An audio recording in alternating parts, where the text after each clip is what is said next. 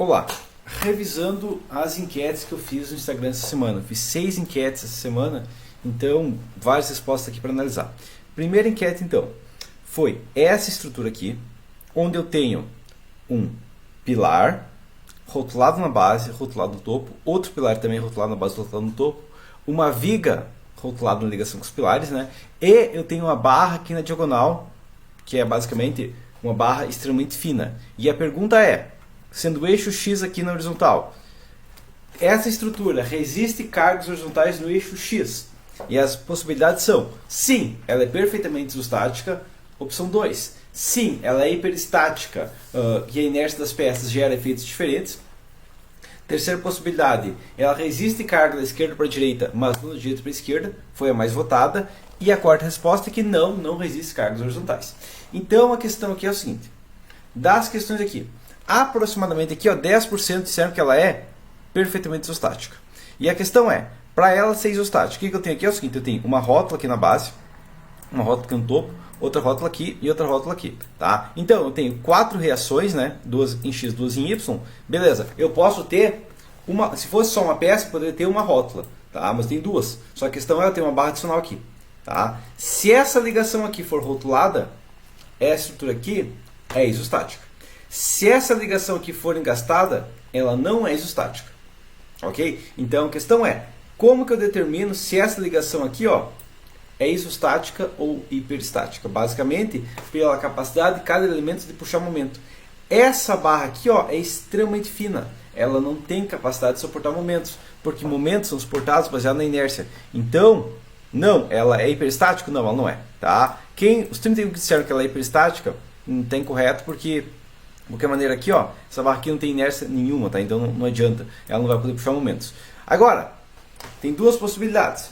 Possibilidade número 1, ela é isostática, beleza, então ela suporta tanto carga da direita para a esquerda, quanto da esquerda para a direita. Possibilidade número 2, ela resiste carga da esquerda para a direita, mas não da direita para a esquerda. E possibilidade número 3, nem da esquerda para a direita, nem da direita para a esquerda ela suporta. Como que eu sei qual é? Bom, aqui eu vou fazer um teste.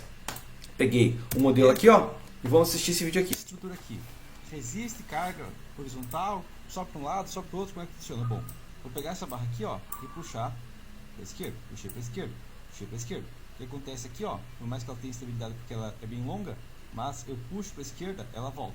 Agora, se eu empurrar da direita para a esquerda, o que acontece, ó, ok? Mas, se eu aplico a carga, essa barra aqui interna, ó, ela comprimiu, ela flambou. Ok? Então o que aconteceu foi o seguinte, eu apliquei a carga da esquerda para a direita, beleza. Eu apliquei a carga da direita para a esquerda, não suportou. Então vamos verificar aqui esse modelo aqui. Fiz o mesmo modelo de estrutura e coloquei uma carga da esquerda para a direita.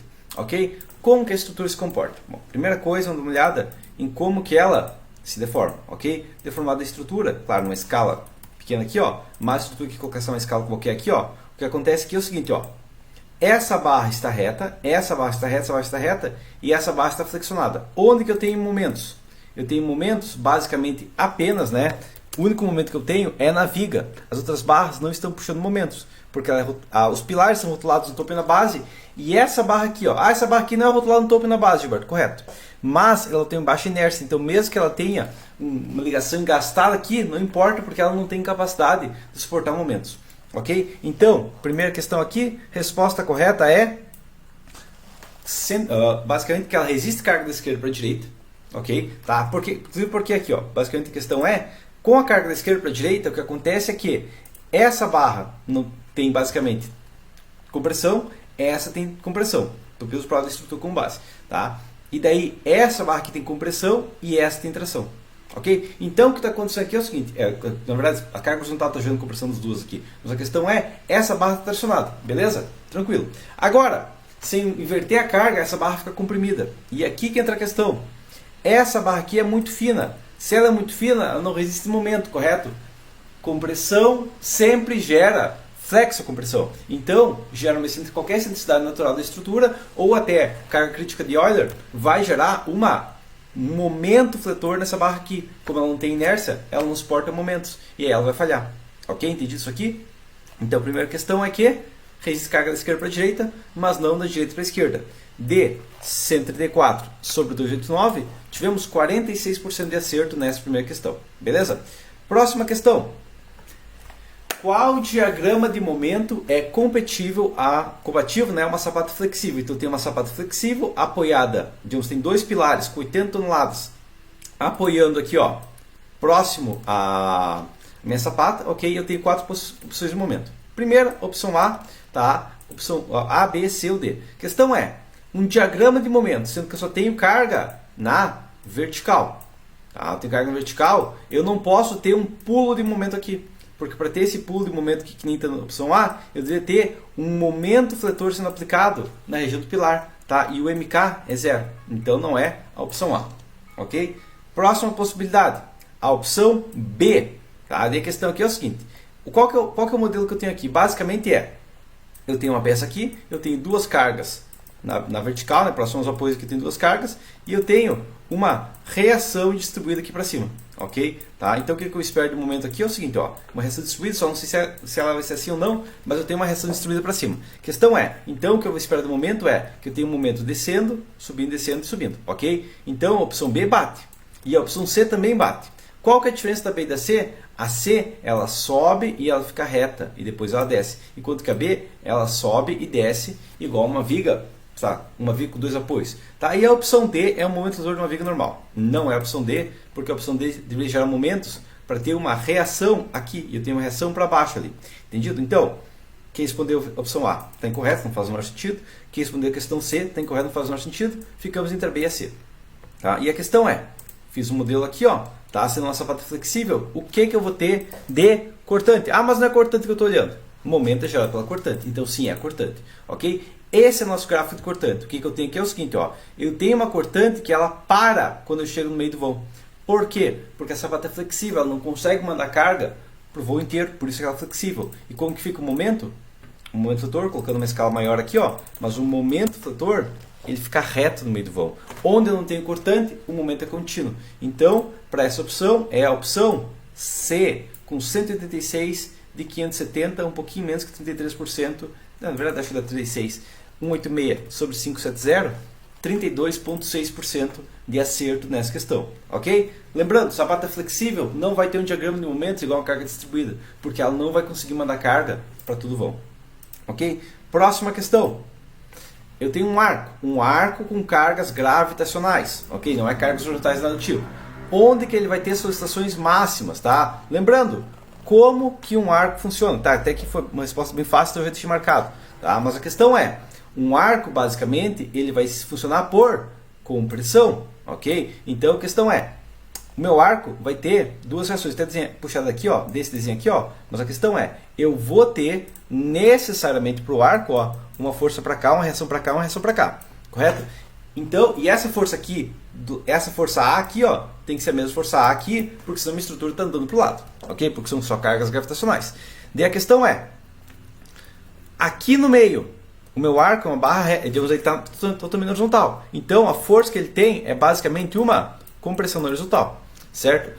Quando eu chego no ponto B, eu continuo tendo a força horizontal igual, só que como a minha barra está inclinada, eu tenho um acréscimo igual a força vertical. Como eu estou falando de cargas gravitacionais, eu só vou acumulando cada vez mais cortante, ok? E qual que é a força em um arco? A força em um arco é igual a força horizontal da reação mais a cortante, ok? Então, a questão é o ponto C que tem maior força. Por quê? Porque conforme eu vou chegando próximo aos apoios, eu continuo tendo toda a força horizontal mais a força vertical. Essa aqui foi uma questão um pouco mais fácil. 351, 401, 407, 407, 467, 475, 230 responderam de 375, na verdade, 375, ok? Então, 230 sobre 375, tivemos um acerto de 61%. Isso aqui foi uma enquete mais, digamos, mais fácil de entender tudo mais, mas é uma questão de arco, ok? Hiperestática. Ok, próxima, outra que foi bem fácil, porque é uma questão basicamente só de verificar o momento, tá? Quase todo mundo acertou, que é a opção B, tá? Foi o quê? Vou até calcular todas as respostas aqui, ó, 465 mais 105, mais 78, mais 110, ok? 768, tá? Desse 768, 465 acertaram. Então essa aqui foi enquete com 60% de acerto, ok? Que é o quê? Basicamente, eu tenho uma força, aqui uma força na vertical, aqui eu tenho uma carga na vertical, bem no meio de uma viga não tem uma rótula, ok? Então carga na vertical, que vai acontecer? Basicamente, eu vou ter uma cortante contínua aqui, ó. Tá? Consequentemente, cortante contínua, eu vou ter um momento subindo continuamente. Eu não posso ter momentos numa rótula, então a opção A não pode ser, tá? E o gráfico não pode ser curvo, então a opção C também não pode ser, porque o gráfico da opção C é reto, é curva aqui, tá? Opção B e D, a questão é, como que é a cortante nos pilares? Basicamente, como eu tenho uma reação, como para o arco funcionar, para essa estrutura funcionar, para a reação funcionar, eu tenho que ter uma reação para cá, né? Porque a estrutura vai querer se deslocar. Então, eu tenho que ter uma cortante contínua, tá? Se eu tenho uma curva, não pode ser. Então, opção B, ok? Se eu tenho só uma carga, todos os momentos têm que ser lineares, ok? Entendido aqui? Próxima enquete. A enquete aqui foi o seguinte. Essa enquete foi bem pouco votada, aliás. Eu acho que eu não expliquei muito bem, uma questão mais complexa, mas é o seguinte aqui, ó. Eu tenho aqui, ó, um diagrama de corpo livre na direita, né? Eu tenho uma barra em verde, uma barra em rosa e uma barra em amarelo. Na teoria, o que acontece é que bem na ligação, a barra verde e a barra rosa se encontram no eixo de cada peça. Mas a verdade, o que acontece é que aqui no eixo, a barra rosa para antes, ok? E a barra amarela também para antes, ok? E a questão é, na prática, a barra verde só entra. Então, sempre que eu tenho uma ligação metálica pré-moldada de outros fatores, tá? Ou madeira, uma peça vai entrar na outra. Ok? Consequentemente, eu não posso dizer que todas as barras estão entrando ali. Não, só uma delas está entrando. E a pergunta é, para minimizar o cortante local na ligação, ou seja, quando eu tiver uma ligação, vamos imaginar a ligação aqui, ó. Uma ligação vai ter um certo, vou pegar uma barra, tem uma barra aqui, ó, e uma barra aqui, tá? Uma ligação com um momento fator, ok? Uma ligação aqui, para usar cortante local, né? Vai ter gerar um momento fator. A questão aqui é o seguinte. Se uma barra entrar na outra, vou demonstrar que primeiro que está com o pilar entrando dentro da viga, ok? Então, está aqui o pilar, certo? Até puxar o pilar com a mesma cor aqui, está em verde, pilar aqui, ó, beleza? E em rosa minha viga, ou roxo minha viga aqui, ó, beleza? O que vai acontecer aqui é o seguinte, se a minha viga tem um momento flutor, o que ela vai fazer é que ela vai gerar uma, vamos imaginar que seja a carga gravitacional. Se não for, vai ser o mesmo princípio, só de ponta cabeça, ok? Se eu tenho carga gravitacional, o que vai acontecer aqui é o seguinte, ó, que eu vou gerar uma tração para cá, tá? Então eu vou ter uma tração para cá e uma compressão para cá, tá?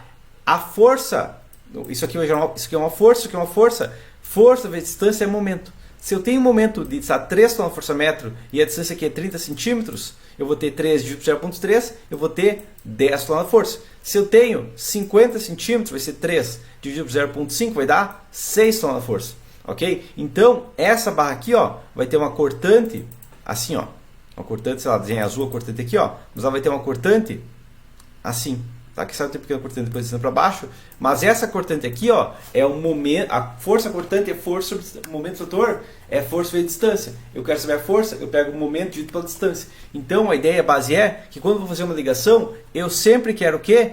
Que a peça com menor altura que entre na outra, ok? Nesse caso aqui, ó, o pilar está entrando na viga, né? Porque na verdade a ideia é que a viga viesse até o eixo aqui, ó.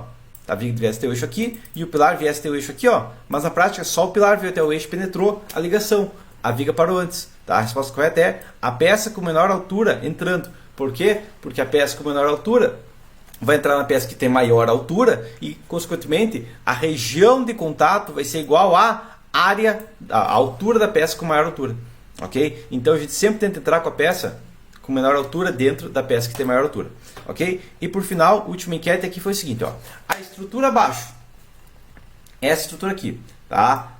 Estrutura aqui, beleza, ó, que é o que? Tem um pilar engastado dos dois lados, outro pilar engastado dos dois lados, pilar aqui, certo? Eles estão ligados por um tirante e eu tenho uma barra aqui e ela está engastada no topo. Então aqui é uma ligação rotulada, aqui é uma ligação rotulada, aqui é uma ligação engastada. Modelei no tipo 3D também o diagrama de corpo livre. O diagrama de corpo livre é esse aqui, ó. Até colocar, sei lá, nós maiores, mas o diagrama de corpo livre é esse aqui. A questão é, essa estrutura é, por isso eu falei, analisando todos os efeitos possíveis, tá? Hiperestática, que ela não aguenta nem o peso próprio. Isostática, mas com cálculo complexo. Hiperestática, quinta dimensão baseada em rigidez. Ou hiperestática, lançada em software. Tá? Quem disse lançada em software está errado. Você não precisa nunca lançar em software. Uma estrutura você pode calcular sempre manualmente. Só pode ser mais complicado. Ok? Agora, a maior parte das pessoas diz que ela é hiperestática, que ela deve ser dimensionada baseada na rigidez. Ok? Inclusive a gente consegue ver aqui, ó, que a estrutura está solta aqui. Tá? Eu tirei essa foto sem estar encostando nela, sem estar suportando nela. Como que eu fiz isso aqui? Tá? Então a questão é, essa estrutura é hiperestática? Questão, vai dizer, com certeza, pô, ela tem esse engaste aqui, ó, e daí isso aqui você pode puxar momentum não, e daí tem essas peças aqui? Não, tá? Ela não é hiperestática. Por quê? Porque aqui entra a questão. Vou demonstrar um outro vídeo aqui agora, tá? Aqui, ó. Então, é a estrutura aqui. Vamos analisar ela. Enquete do Instagram relacionada a essa estrutura aqui. Eu fiz uma pergunta considerando todos os efeitos. E a questão é, todo mundo pensou, pô, hiperestática, tem engaste aqui embaixo dos eixos, tem engaste aqui embaixo dos eixos, tem um engaste aqui em cima. Essa estrutura é totalmente hiperestática até não poder mais. Foi a resposta mais falada. Além disso, tem um tirante aqui e tudo mais. Vale, muito rígida essa estrutura. Muito pelo contrário. Por quê? Porque eu perguntei, considerando todos os efeitos. E qual o problema aqui? O mesmo problema de quem modela uma estrutura num software tipo 3D e ignora travamentos horizontais entre outros fatores, ou modela no FTools achando que só o FTools está correto. O problema é essa estrutura vista de lado. Não tem travamento horizontal. Ah, mas ela tem travamento aqui na base, correto? Mas o que acontece é que, ó, eu quero que você pare e pense nesse pilar aqui, ok? Nessa peça aqui que está com pressão. Então, essa barra aqui, não importa o nome dela, ok? Tá? Ela está rotulada na base, correto? E ela está rotulada no topo, ela tem gasto no topo com outra barra, mas só no plano que a gente está olhando. Na perpendicular, ela não tem travamento nenhum. Ok? Ela é uma barra solta. Então o que vai acontecer aqui é o seguinte, ó. Vou pegar essa barra aqui, ó. E assim que eu soltar essa barra aqui, ela vai cair. Exatamente o que eu falei. Ok? Então a questão é, essa estrutura aqui poderia ser rígida? Com certeza. Mas a questão é, da maneira que ela está atualmente, ela não é rígida. O que faz ela falhar? O que faz ela falhar é justamente o efeito de falta de instabilidade fora do plano. Isso aqui é rígido. Ok? Tá? Isso aqui, na verdade, essa barra aqui eu nem preciso. Esses dois pilares soltos aqui, ó, são rígidos, ok? Tá? E o que acontece aqui é o seguinte, quando eu coloco um tirante de 13, eles não ficam mais rígidos? Ficam. Quando eu coloco as minhas duas... Só uma questão, em relação ao tirante deixar mais rígido, o que ele garante é que, basicamente, as duas barras têm deformação igual. Não é que ele aumenta a inércia de uma das peças, nem reduz a deformação. Ele só equaliza. Barras do diagonal ali, o problema é que eu tenho que ter travamento perpendicular, ok? Já vi um maluco fazendo tesoura de galpão e não colocar travamento horizontal. Também é caso onde depois do tesouro pode flambar lateralmente, ok? Então muito cuidado. Inclusive é uma questão que a gente vê regularmente, vídeos aí onde montam vários pórticos, não fazem o travamento em X que trava a estrutura e daí ocorre um colapso progressivo onde o primeiro pórtico flamba lateralmente, empurra o segundo que flamba lateralmente, que empurra o terceiro, que vai assim até efeito bola de neve. Cuidado. Por isso eu perguntei todos os efeitos possíveis. Você tem que parar e pensar horizontal, não só no eixo que você está olhando, tem que olhar, pensar o outro eixo, você não vai tombar para outro eixo, ok? Já vi muito maluco fazendo, tem um vão grande fazer uma viga que não tem laje, muitas vezes está de uma viga de 19 por 2 metros de altura. Se não tiver travamento horizontal, ela vai flambar lateralmente. Ok? E a questão aqui é o seguinte, o que acontece na prática é que sempre uma estrutura tem que estar travada fora do plano, ok? Como a gente só estuda basicamente na faculdade laje, prédio com laje, a gente não estuda isso aqui. Mas quando vai montar galpão, quando vai pensar em uma estrutura pré-moldada dos fatores, eu tenho que pensar se ela não vai tombar fora do plano, ok? Já vi muito bom que falar, eu estou fazendo um galpão e eu tenho parede. E aí quando tem parede, eu não vou fazer travamento em X nas tesouras. É maluquice, porque a tesoura pode tombar lateralmente, ok? Mesmo que o galpão inteiro não tombe, a tesoura pode tombar ainda. Então a questão é, ela é hiperestática? Não. Ela é isostática? Não. Ela cai porque ela não aguenta o peso próprio, porque essas duas barras aqui, ó, essas duas barras aqui na diagonal, elas vão estar em compressão, elas vão ter um momento de fator mínimo, só que como ela não está travada nesse plano nem em cima nem embaixo, ela falha lateralmente, ok? Então ela é hipoestática. E aqui, para compensar todas as outras questões que foram um pouco mais fáceis, 11% de acerto, beleza? Então, essa foi a revisão como um todo da estrutura em si. E claro, eu lancei no CIP 3D, não lancei? Calculei a estrutura, não vou calcular aqui agora. E a questão é, essa estrutura se demonstra estável no CIP 3D. Por quê? Porque o software é burro. E se você se limitar ao software e achar que isso aqui está correto, Não dá, tá? A questão é que, como tu faz uma análise 2D, o software vai pensar, o engenheiro que está projetando isso aqui está fazendo 2D e depois vai analisar fora do plano. E muitos engenheiros não analisam e daí dá bobagem depois, beleza? Mas por enquanto seria isso.